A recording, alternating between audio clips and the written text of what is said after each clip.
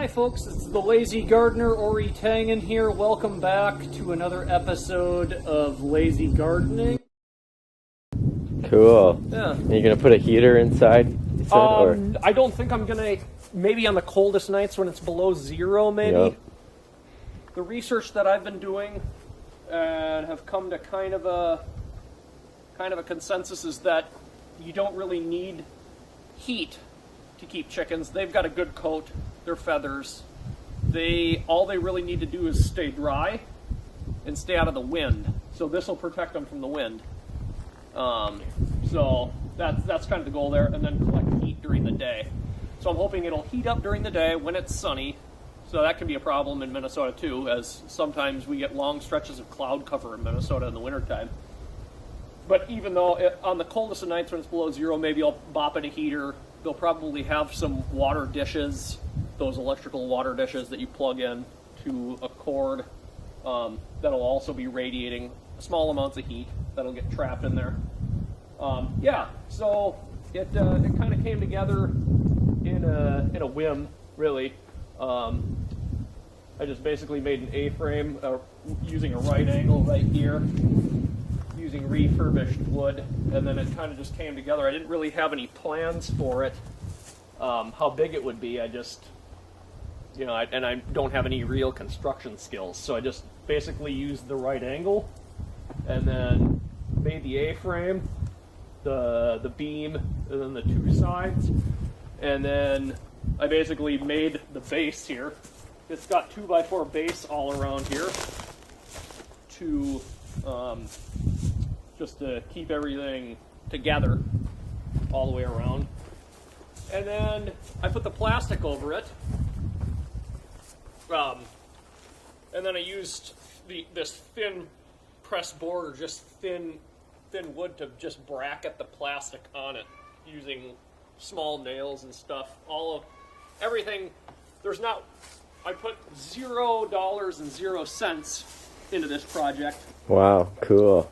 Yeah, I've got a friend who's a construction worker who's got sheds full of old materials, nails, screws, just old stuff that they took from other buildings. Oh, so nice. I basically just used whatever I could find to build it. There's a lot of excess stuff out here, so yeah, no money went into this building, so yeah. And then, cool. Yeah, inside, if you want to come on over and take a look in here. So, it looks like one of them just laid. That's the first egg in there. Oh, wow. If you want to come in here, Sal. First egg, yay. So there will be 20, first egg is in there. There's five boxes, some roosting material. It's going to house 21 chickens. So, they say they need about 2 to 3 square feet. And this works out to about that. It actually gives them a little bit of extra room. So we'll just see how it goes, see what we have to adjust. So that's kind of the inside here. And that's that, I guess. Cool, all right. And it's facing the south sun, so perfect angle. The idea was, as you can see, if, Sal, you turn the camera to the south and check out this line of trees. So this tree belt here was planted probably in the 20s or 30s of pines, and the sun stays behind them a lot. Well, not behind them totally, but it gets up here, and so this part of the property is the best place for sun here. Wow. But that blocks a significant amount of sun in the morning, but after it gets up above, then it captures a lot of sun. So that's why the garden was here. Gets a lot of sun. In the wintertime, this will be the sunniest spot, basically. It's well protected with the pines behind it and the grove there. So that'll be good. The pines are dark and will also collect a small amount of heat too. So hopefully they'll just kind of radiate off each other to give. You might get some water runoff too from the sun moisture. Yeah. So the problem with these is sometimes they do get humid, so keeping them dry. So we'll probably have to have, during the day, probably this open, and then maybe put like a piece of like this wiring here to keep them inside, but also just giving them fresh air during the day. Nice.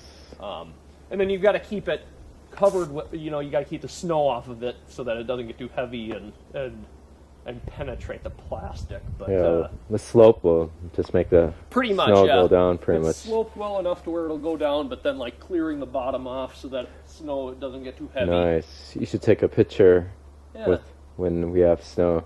Yeah. See how this fares. Yeah, I'll probably do that. Snow. But down over here. So pretty much what we've been doing to keep busy while we're quarantined and stuff like that, and we're kind of in a lockdown here in Minnesota. There's not a lot to do, but that's fine. There's a lot to do on the farm. There's a lot to keep busy in this food system here. So I've been raking leaves, putting them in the garden. Obviously, we talked about that earlier, and then gathering wood from this grove here. So this wood, I'm just gathering it for this spring, because as you can see, they're a bunch of maple trees. There are probably at least 20 giant red maple trees for making maple syrup this coming February, March, April time frame. Wow. So we're just gathering wood, old wood, so that we can burn off the sap and make that. So that keeps us busy too. There are a lot of wood laying around in here that can be refurbished and reused. So for sap making. So cool. You're gonna be pretty busy this winter. Yeah. So that's kind of what's going on in the winter, this late fall time period now. That after the first season of being on this property and creating a garden, cool, using no-till. A no-till system. First day of winter coming up, 21st. Yeah. The winter solstice.